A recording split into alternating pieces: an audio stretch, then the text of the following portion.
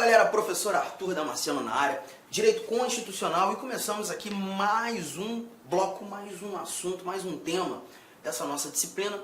Nesse nosso bloco a gente começa a trabalhar os chamados princípios fundamentais. É o primeiro título da nossa Constituição, é um estudo tranquilo, nós iremos andar pelo artigo 1º, do artigo 1º ao artigo 4º da nossa Constituição, sendo mais preciso.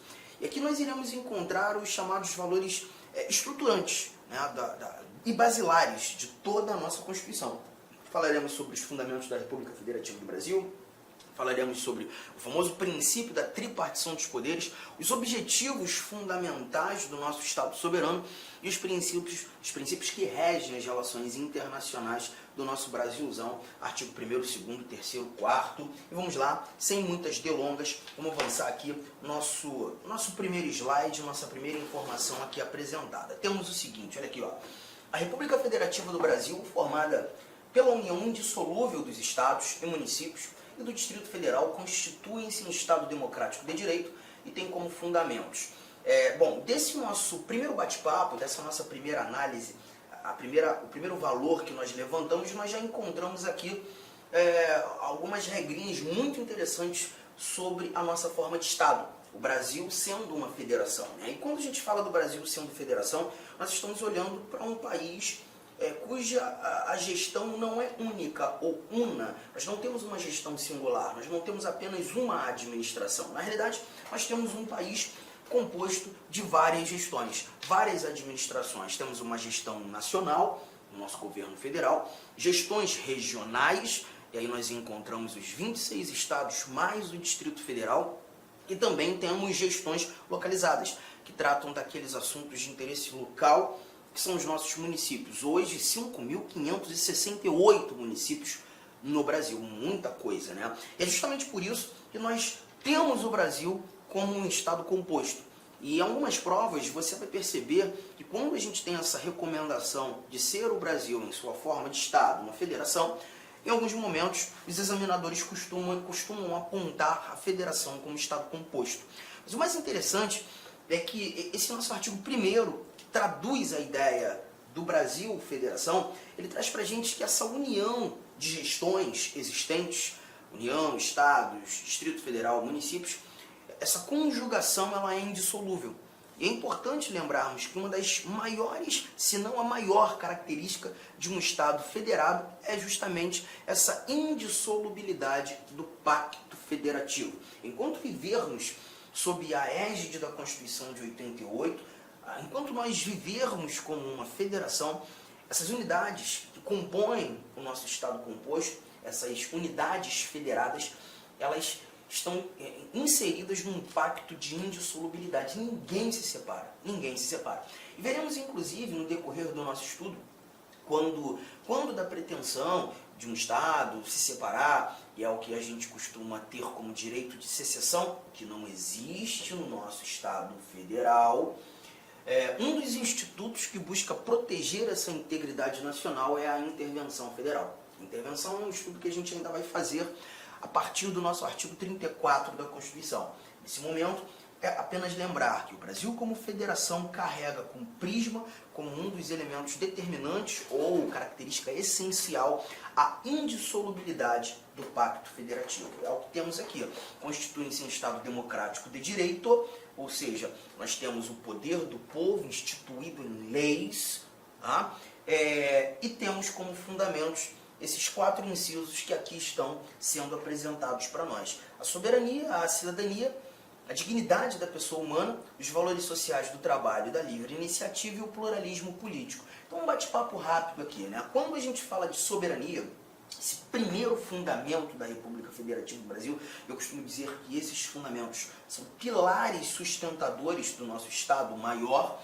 Aqui a gente está falando de uma soberania nacional, tá? Como regra geral e majoritariamente entendida, a soberania nacional, a soberania que está nas mãos do Estado Maior. E é um poder ilimitado, é um poder que consegue fazer ou estabelecer ou coordenar essa capacidade que o Brasil, que a República Federativa do Brasil tem, de se relacionar com outros Estados soberanos, né? E a gente verifica isso em muitos momentos da nossa Constituição. né, quando, por exemplo, artigo 84, falando das competências do presidente da República, a capacidade que o presidente da República tem, agindo como chefe de Estado, representando a soberania da República Federativa do Brasil, de celebrar tratados e convenções internacionais, fazer com que o Brasil se torne signatário de tratados internacionais, acompanhe tratados internacionais. Possivelmente você já ouviu em alguns momentos, o Brasil fazendo parte de tratados como o Pacto São José da Costa Rica, como o Pacto Internacional dos Direitos Civis e Políticos. São vários os tratados internacionais que o Brasil faz parte. E nesse ambiente, a gente verifica o Brasil dotado de soberania, capaz dessa relação, né? E essa é a ideia da soberania. Mas parte da doutrina também costuma apontar essa soberania como a soberania popular, poder do povo. E quando a gente fala de soberania popular, aparece mais um slide aqui. Eu já vou pular do nosso primeiro fundamento, a soberania, ao parágrafo único que diz: todo poder emana do povo, que o exerce por meio de seus representantes eleitos ou diretamente nos termos desta Constituição. Então aqui a gente já faz um primeiro grifo, porque quando a gente percebe que todo poder emana do povo, a tal da democracia, poder que é nosso, esse poder ele é emanado por meio dos nossos representantes eleitos, primeiro grifo, mas também verificaremos um poder sendo emanado de maneira direta. Então a gente tem uma emanação indireta de poder e uma emanação direta de poder. Nós emanamos direta e indiretamente o nosso poder. A ideia da emanação indireta faz com que entendamos a chamada democracia representativa. Democracia representativa. Assim como quando emanando o poder de maneira direta, uma democracia participativa. Arthur, você pode me dar exemplos dessas emanações, dessa democracia representativa e dessa democracia participativa? Claro. A democracia representativa é aquela que a gente visualiza o tempo todo. Os nossos representantes eleitos, deputados, senadores, articulando projetos de lei, fazendo com que esses projetos de lei se tornem leis.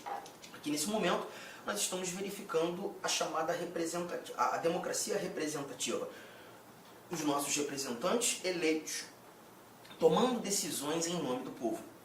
Já a democracia participativa, eu acho que o elemento primordial, o primeiro que nos faz entender a democracia participativa é quando a gente verifica o voto. O voto, esse instrumento que temos, garante a nossa participação na estruturação da vida política do Estado. O voto é, sem dúvida alguma, um instituto de democracia participativa. E não apenas o voto. Quando nós também estudarmos direitos políticos, é um assunto que a gente vai começar a desbravar. Quando chegarmos ao artigo 14, nós iremos falar do plebiscito, nós iremos falar do referendo, nós iremos falar da iniciativa popular. Posso rapidamente sintetizá-los e entender que tanto o plebiscito quanto o referendo são participações populares, diretas, que buscam ali ou fazer com que um ato normativo seja criado, ou inclusive referendar um ato já criado. Muitas vezes, quando, por exemplo, não apenas o Congresso, mas, por exemplo, o Congresso Nacional tem a pretensão de criar uma lei, ou alterar legislação, ou até mesmo, quem sabe, alterar a nossa Constituição por meio de emendas constitucionais, em alguns momentos seria possível em que o povo fosse consultado, o eleitorado fosse consultado. Essa consulta, eleitorado, permite ou não, desejam ou não, com que criemos a lei, com que alteremos a lei, com que façamos alterações na Constituição. Essa pergunta é feita, essa consulta popular é feita. E essa consulta prévia ao nascimento do ato normativo, prévia à criação da lei ou alteração legal, ela é chamada de plebiscito. E a nossa fala, a nossa resposta acaba sendo determinante para a criação de um determinado ato normativo. Já o referendo um pouco diferente, porque no referendo nós temos a criação feita, a lei nasce, a alteração da Constituição ocorre, o ato normativo é editado, todavia a sua eficácia ou a sua vigência vai depender de uma confirmação popular. o nosso poder público cria e nós confirmamos. E essa confirmação ela é determinante para a vigência ou não daquilo que fora criado, né? Então a gente tem nesse caso o referendo, a nossa participação posterior à formação do ato, né? E a iniciativa popular, que também veremos, e isso a gente vai anotar com muito mais cautela quando começarmos a estudar direitos políticos, como disse. A iniciativa popular nada mais é do que a nossa capacidade de criar projetos de lei. Criamos projetos de lei e apresentamos esses projetos de lei ao Poder Legislativo, em busca de fazê-lo se tornar uma lei.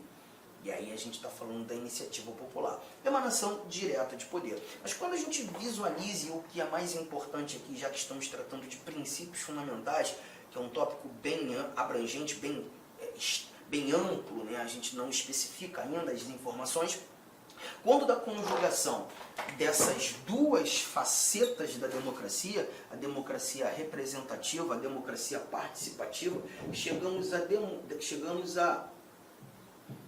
a classificação de uma democracia semi-direta. Então toma cuidado, que a democracia brasileira ela não é tão somente direta, ela não é tão somente indireta, ela deve ser chamada de democracia semi-direta. É isso que a gente retira desse nosso parágrafo único, essa capacidade que temos de emanar o nosso poder, porque o poder é nosso, de maneira direta, de maneira indireta, sintetizando o que chamamos de democracia semi-direta. Estamos juntos? Tranquilo? E, como disse, essa é nada mais que uma das orientações a esse primeiro fundamento. Fique tranquilo que nas provas, ou o teu examinador trará a primeira conotação que fizemos, ou a segunda. Em momento algum ele te colocará em xeque, porque são duas informações corretas. Tá? Cidadania. Cidadania se confunde também com o que a gente chama de nacionalidade, e é importante você dominar essas diferenças, né? Porque quando a gente fala de nacionalidade, não está aqui, a nacionalidade é justamente o vínculo jurídico-político que liga você ao Estado soberano. Então, a partir do momento que você nasceu em solo brasileiro, e não é a única maneira de ser chamado brasileiro nato, quando nós estudarmos a nacionalidade, é um outro tópico muito gostoso de se estudar, a partir do artigo 12, a gente vai perceber que há uma diferença entre brasileiros natos, brasileiros naturalizados, inclusive diferença no que tange a conquista, a aferição dessas nacionalidades, né? E aí a gente percebe que o brasileiro nato, como regra geral, é aquele que nasce em solo brasileiro. Existem outros caminhos. Eu posso nascer fora do Brasil e também ser chamado de brasileiro. E a partir do nascimento em solo, que é o exemplo que eu separei, você conquista esse vínculo de nacionalidade. Tá? Então a nacionalidade nada mais é do que esse vínculo que liga você ao Brasil, que liga o indivíduo ao Estado soberano, obviamente atendendo critérios. Mas eu não posso dizer que todo brasileiro, todo nacional, todo indivíduo que carrega a nacionalidade brasileira já é de imediato cidadão.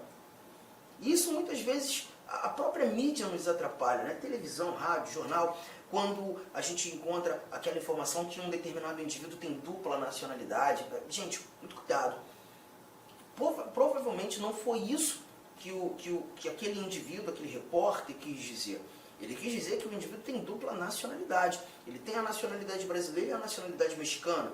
Ele tem a nacionalidade brasileira e a nacionalidade argentina. Ele tem a nacionalidade brasileira e a nacionalidade italiana. Mas a cidadania, ela se difere da nacionalidade, porque aqui a gente está falando apenas do gozo dos direitos políticos. Gozo dos direitos políticos. Nada mais que isso. Então, quando a gente fala de cidadania, a gente está tratando daquele indivíduo que titularizou direitos políticos. Em outras palavras, a gente está levando em consideração apenas o poder votar e, por consequência, ser votado. Tá? Essa é a cidadania, a capacidade que eu tenho de participar da estruturação da vida política do meu Estado. Ponto final.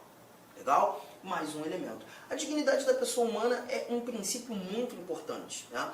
Porque a dignidade da pessoa humana é a essência dos direitos fundamentais. Então, quando eu verifico no estudo do, por exemplo, artigo 5º da Constituição, olha como é que os princípios fundamentais eles vão te mostrando vários vários artigos da Constituição. Por isso chamar de princípios fundamentais. Olá, meus amigos, minhas amigas, eu sou o professor Lac.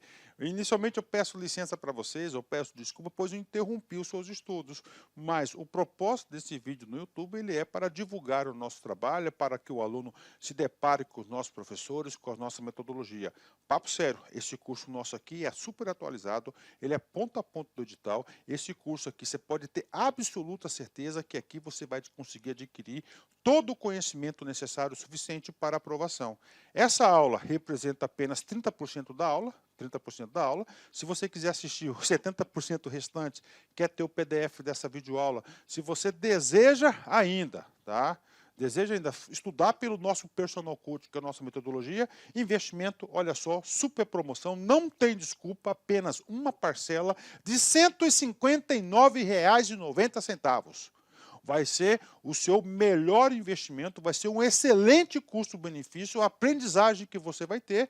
E como disse, aqui tem um conteúdo necessário para que você seja aprovado no concurso do Tribunal de Justiça do Estado de São Paulo para o cargo de oficial de justiça. Então eu espero vocês aqui na LAC. Valeu, tchau, tchau.